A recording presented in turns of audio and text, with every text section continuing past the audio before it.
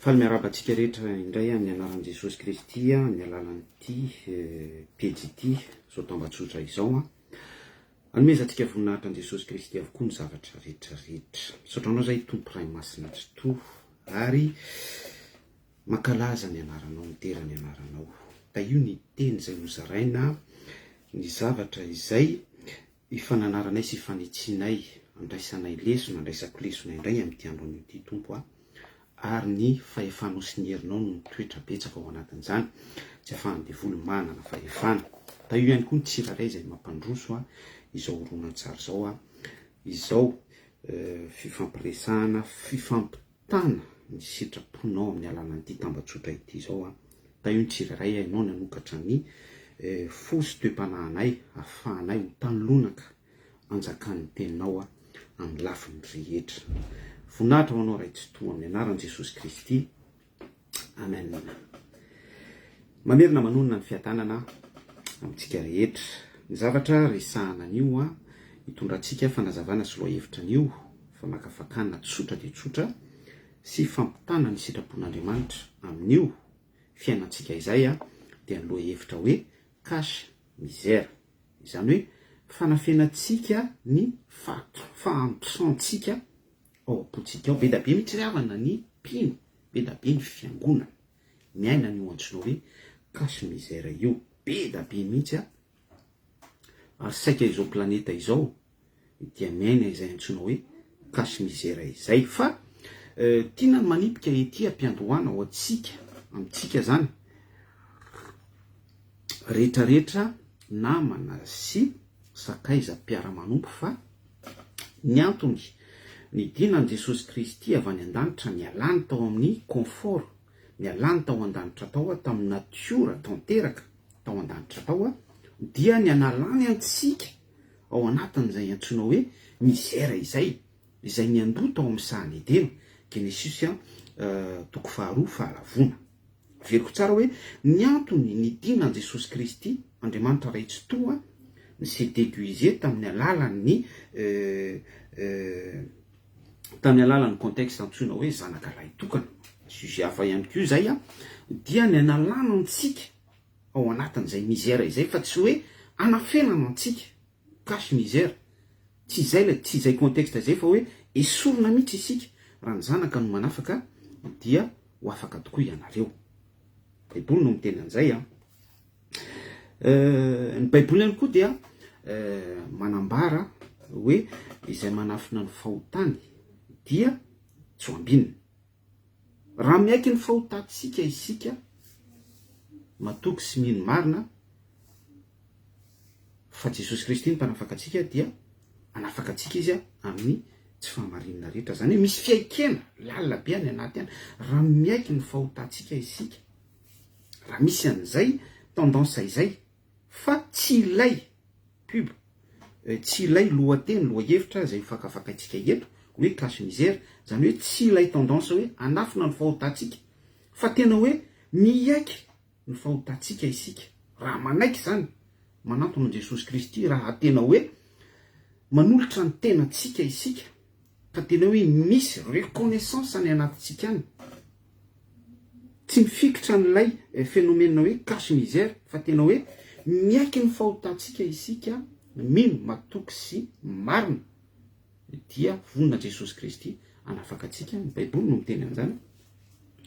anafaka atsika amin'ny fahotantsika amin'ny tsy fahamarinana rehetra. Amen. Ravana, raha mijery zao isika ny contexte misy atsika eto Madagasikara dia mampalahelo, fa saika cache misère avokoa ny zavatra ampiainana antsika sy iainantsika. Mazavaiko zay. Raha mandinika ny programme anasan'izao mpitondra izao isika dia misy ny safidy manokana izay misafidin'ny mpitondra selon ny constitution izay efa lamina maneran-tany,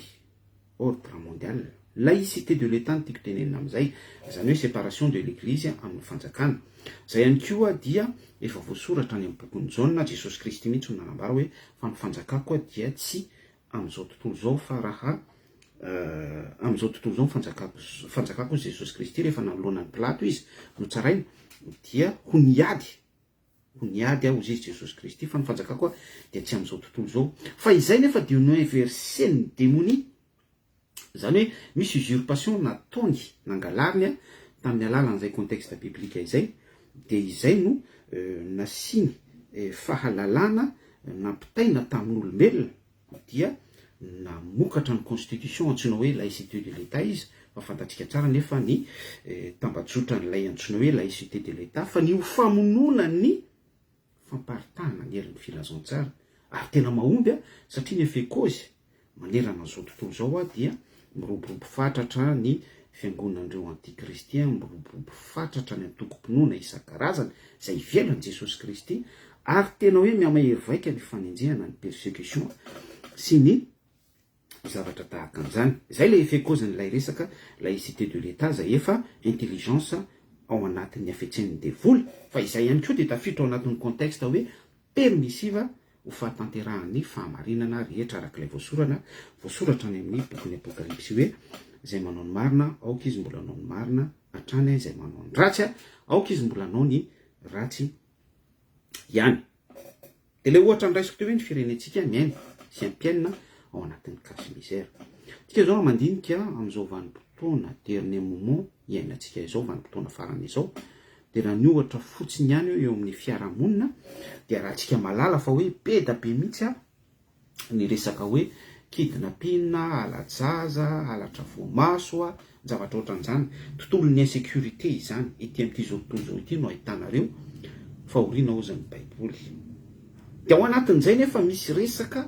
cache misère be mihitsy azavaiko izay resaka hoe cache misère izay esprit izay dia misy agent satana mpanompon'ny satana zany manova ny endro no tahaka ny zanaky ny mazava hoe nous sommes là izay dia eto izay manam-pahefana izay dia capable amin'ny fiarovana ny ain'ny fiarahamonina capable tsara izay ary manana ny autorité antonony tsara entinay miay ny fiarahamonina tsy misy zany explosion sociale zany dia mifandimbo manao fanambarana daholy ny generaly saig manao fanambarana ny gendarmerie manao fanambarana ny ao amin'ny sag police pirenena manao fanambarana ny ministre manao fanambarana ny vadin'ny filoha mirassuré fa izany rehetrarehetra izany dia cache misère satria jusqu'à maintenant dia mbola misy foana ny insécurité mbola misy foana ny tontolo ny tsy fandriam-pahalemana misy foana ny alatra dolapaty misy foana ny alatra voamaso misy foana ny kidnapping na dia eo ara ny karazana buzz sy ny karazana followers vidéo zay somary senety kely foron'ny tsiraray izay pila sitraka manolona ataon'ny sasany fa tena misy lay misère fa ao anatin'izay ihany koa dia misy ireo agent satana izay miasa mampiaina n'ilay esprit lohateny lohahevitra entitsika eto hoe cache misère ary raha mandinika ihany koa sika manao rappel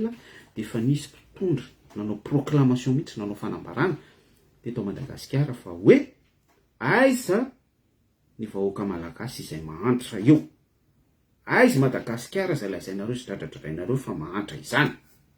kanefa ny statistika avoakan'ny banque mondiale ny européenne izao tontolo zao dia fa afiry amin'ny firenena faran'izay mahantra ny Madagasikara selon plan social eo amin'ny resaka fiahina fiarina fa izay ohatra izay dia manome image ny toe-tsaina sy ny toe-pon'ny vahoaka malagasy ihany koa hatrany amin'ny ireo antsoina hoe mpino raha mijery indray ny tanora isika dia hitatsika reny esprit badoda miteniteny ratsy sy miseho azy mafy be fa ny dikan'izay dia hoe tena hoe dans la misère ilay tanora dans la misère ilay vahoaka dans la misère ny fiarahamonina dans la misère ny mpino dans la misère izao tontolo zao raha mandinika isika mitoy ihany tsika ao anatin'ny fakana ohatra sy ny famakafakana dia itony tambajotra Facebook itony dia tena cache misère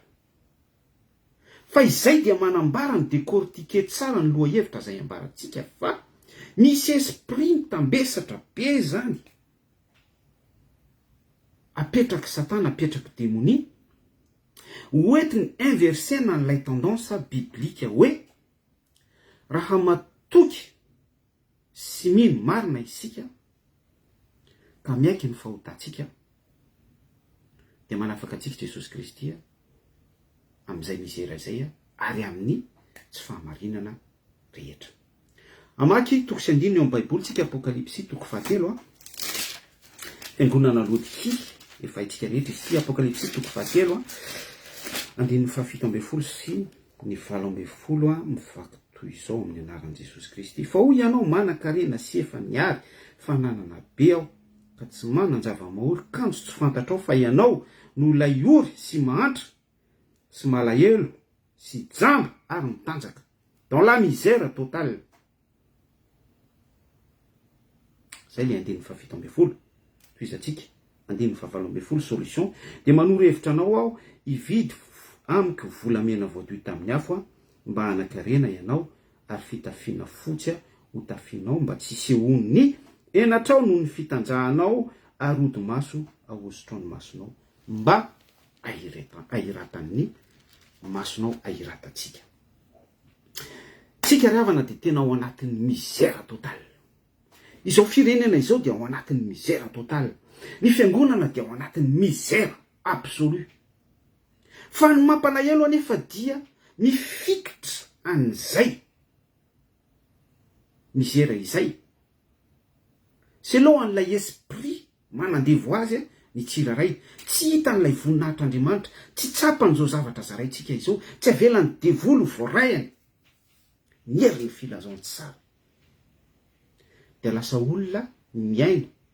ny topika ambaratsika izao génération izao mitazona an'ilay esprit cache misère. Raha miditra fiangonana ianao ohatra hoe reny fiangonana zandra ny secte isan-karazany reny inona ny zavatra miseho miditra ao ianao dia hoy izy ianao hoe tena miasa be zany fanahy masinato zany mametra tanana ilay pasteur menjerajera be daholo ny mpino izy ity mametra tanana sady manosika mpino tsofony kely raiso ny fanahy masina teniteny amin'ny teny tsy fantatrao daholo le olona satria ny baiboly ny toko sy andininy amin'ny baiboly dia miteny hoe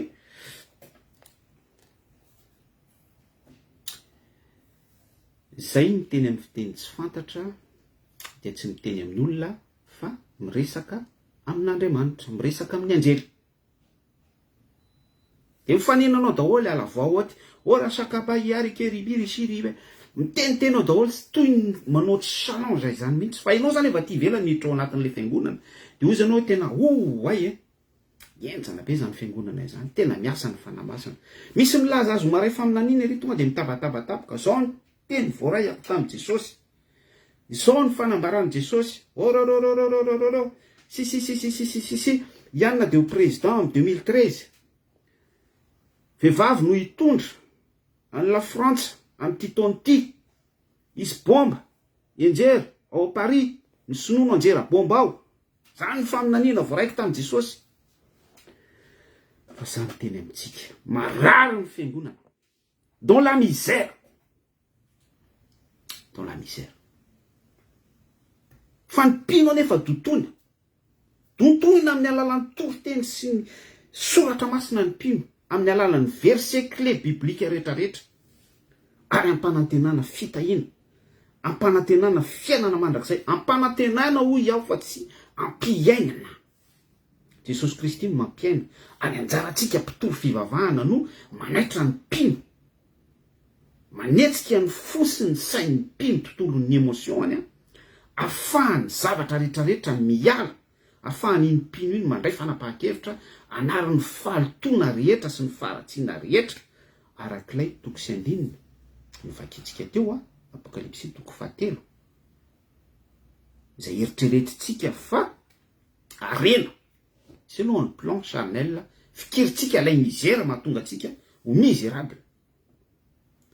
satria raha vao tsy déloger iny dia tsy afaka makatoerana ao anatsika ny sitrapon'Andriamanitra tsy afaka makatoerana ao anatsika ny tontolon'ny herin'Andriamanitra zany ny zavatra misy riavana. Vakio ny Matthieu toko 7:20 fa nananatra ny fariseo Jesosy Kristy fasana milalitra fotsy resaka cache misère izany diovy aloha diovy aloha ny atin'ny kapoka sy ny lovia. Misy resaka mizera be ao anatin'izany. De izany nanaovantsika antso amin'ny mpitondra fanjakana, izany nanaovantsika fanambarana ho an'ny mpino ihany koa, ho antsika izay milaza ho mpanaradian'i Jesosy Kristy. Aoka izay ny resaka cache misère. Ohatrany amoanao moa zany resaka cache misère izany raha tena hoe ataontsika détail fohifohy, tsotra de tsotra. Io misy tovovavy anankiray na tovolahy anankiray, komplexe izy amin'ny bikany.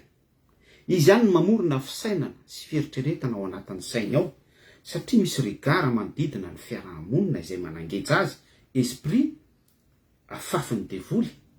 De misy fisainana sy fieritreretana mitsirany anatiny ihany hoe zahazany ohatrany ratsy ny tarehako, ratsy ny bikako, misy panda be mony tsy metimety zany oroko zany, andeha hanao chirurgie esthétique, andeha hanao fond de teinte, anakonako ny point noir amin'ny tarehako sy ny panda amin'ny takolako, andeha hanongotra volomaso, andeha hitsindrona amin'ny partie amin'ny vatako, ohatra hoe ho nivoan'ny tratra ny nonony na ny fitombenana, mba hisiny ny fisongadinana kokoa, ahafahany manatratra n'ilay fisainany sy fieritreretany, ilay esprit mibitsika ao anatin'ny saina hoe ataovy tahaka izao, anatratrarany an'iny.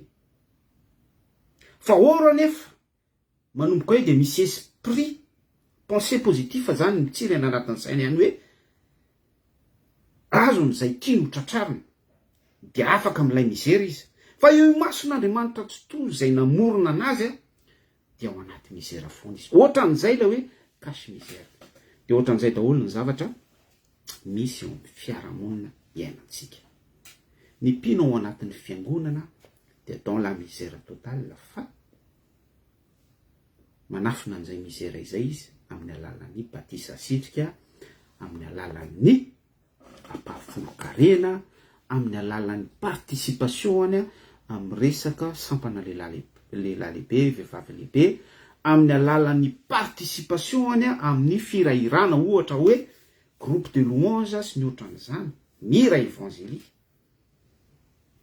Be da be mihitsy ngery havana ny pire évangélique dans la misère totale, ny fiainany andavanandro, ny fiainam-panahy, ny fitondran-tenany, tsy misy mifanaraka amin'ny sitrapon'Andriamanitra. Fa ny hira de ataony hira évangélique, merci mon Dieu, merci mon Dieu. Exemple ohatra hoe Jerry Marcos, alatsiny manona an'izay anarana.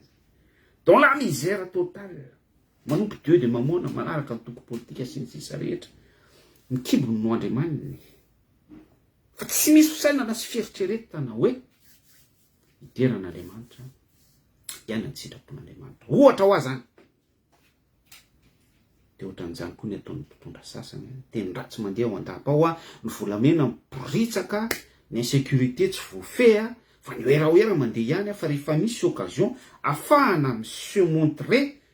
ao anatin'ny contexte hoe oeraoera sy ny fisehosehoana, afahana manao culte des personnalités, de mamonjy fivorian'ny FPVM ohatra, na mamonjy fanasan'ny paparay masina na croisade iny Antsonjombe sy ny sisa rehetra zay afahana miseho. Izay manambara fa miaina n'ilay esprit cache misère. Alléluia, amen. Mialatsiny amin'izany zavatra zarentsika izany, fa isika izay foana ny efa tariketratsika, izay foana ny efa zavatra petrak'Andriamanitra atiapotsika. Be da be ny olona no tsy tia an'izany zavatra ambaratsika izany, be da be ny olona no miteny ratsy manompa mihitsy any amin'ny MP sy ny ohatran'izany, tsy de izay loatra no tanjona ary tsy maniry an'izany ny tena, fa zava-dehibe loatra ny fanambaratsika ny sitrapon'Andriamanitra. Ary izay no anentanako andreo mpitondra fivavahana rahalahy sy anabavy manana andraikitra amin'ny fiangonana. Be da be ny tsy d'accord amin'izany, be da be no mitahiry, mbola mifikitra an'io mizera io, be da be no manao cache misère ny baiboly, be da be no mampinono mpino cache misère ao anatin'izay contexte domaine cache misère izay, satria mbola misafidy izy selohan'ny filany sy ny fietreretany araky ny zavatra tia ny kendrena intérêt personnel azo manokana noho ilay esprit zay mbola mipaiko azy aminy ko dia mampiaina betsaka mikasy mizera io izy fonosany papier-cadeau tenin'Andriamanitra, fonosany papier-cadeau fitahina, fonosany papier-cadeau délivrance, fonosany papier-cadeau sabata, fonosany papier-cadeau fahasoavana grâce, fonosany papier-cadeau batisa sitrika CTT, fonosany papier-cadeau fitenenana amin'ny teny tsy fantatra, fonosany papier-cadeau resaka henan-kisoa, zavatra ohatran'izany ny mizera be da be ao ampilo. Ka anio zany araky ny efa nambarako teo dia manao rappel selohan'ny baiboly fa ny pino ny fiangonana ny mpitondra fivavahana anankiray, mpitondra firenena na nizaniza na iza zao ara miaina ny esprit cache misère araky ny toko sy andiny no vakitsika teo apokalipsy toko fahatelo andiny fahafito amby folo sy fahavalo amby folo sy ny Matthieu toko fahatelo amby roapolo mikasika an'ireo fariseo izay nanao cache misère ny fanompona judaisme vakio zany toko sy andiny metsika izany afahanao mamakafaka ny resaka esprit cache misère io dia mazava be ny tenin' Jesosy Kristy tsy andovany fanjakan'ny lanitra ireny olona ireny isika izay mitahiry ny esprit cache misère io fa miandry atsika ny fotoamanina sy ny fikotromanify. Ka anio ara zany par rapport amin'izany zavatra voaray atsika izany zavatra tonga eo amin'ny fiainontsika sy ny fijerintsika izany dia manaitra atsika indray ny baiboly selon an'ny sitrapon'Andriamanitra tsy to andao hialatsika ny toe-po sy toe-tsaina mitahiry ny esprit cache misère io. Aok'izay ny fanompona endrika ivelany, aok'izay ny fanaovana moyen sy support ny filazantsara ohatrany hoe ety miakatra ity firenena ity tany mafy zay anananao mba tsy hisy aka ny sadiboninaitra ao aza matahotra mino fotsiny ihany fitiavana lehibe indrindra Madagasikara ny Kristia zavatra ohatran'izany fa tena hoe andao isika hibebaka amin'izay hitodika amin'Andriamanitra, andao isika hiverina amin'Andriamanitra tsy to anatin'i Jesosy Kristy iaiky fampanota marina isika. Raha miaiky ny fahotatsika isika dia matoky sy marina izy ka mamela ny helokontsika ho afaka amin'ny tsy fahamarinana rehetra. Andao iaiky isika, andao anaiky ary hoentitsika eo anatrehan'Andriamanitra ny faiblesse-tsika, entitsika eo amin'i Jesosy Kristy ny misère atao anatintsika, ny otrompo, ny fifampiandanina, ny fialonana, ny zavatra rehetrarehetra toy izany izay anaovantsika cache misère ety amin'ny Facebook, ivelan'ny Facebook ho anatin'ny toeram-piangonana, any amin'ny toeram-piasana, eo anivon'ny fiarahamonina sy ny sisa rehetra fa tena ny sitrapon'Andriamanitra amin'izay no fiainantsika témoignage aseho atsika. Alleluia. Farany de farany mikasika an'ity resaka cache misère ity esprit zao tontolo zao no mivoy azy eo. Tanareo ny targetranao enina io zao de hoe paix et sécurité, fa za miteny amintsika fa tsy manana solution ny amin'ny paix sy ny sécurité zany no enina io par rapport amin'ny zavatra misy manerana an'izao tontolo zao. Jereo fotsiny ny any Israel sy Palestine jusqu'à aujourd'hui tsy milamina ary tsy voalamina mihitsy fa tsy maintsy ny fiverenan'i Jesosy Kristy mametraka ny tongony ao amin'ny tendrombohitra anankiray haitsika rehetra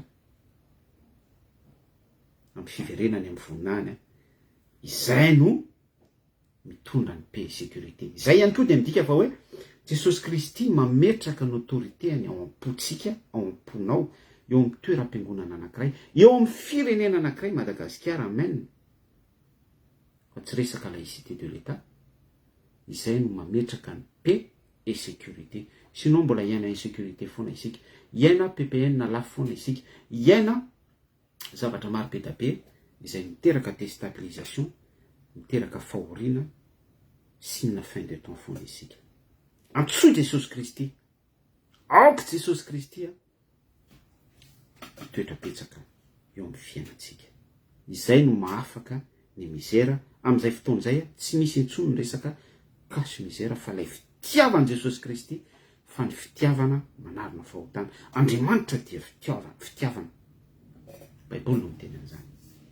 Izay no manarona ny fahotana, Andriamanitra fitiavana no manarona fahotana, tsy misy intsony ny mizera, levona miaraka amin'izay ihany koa ilay mizera foana ny contexte kasy mizera.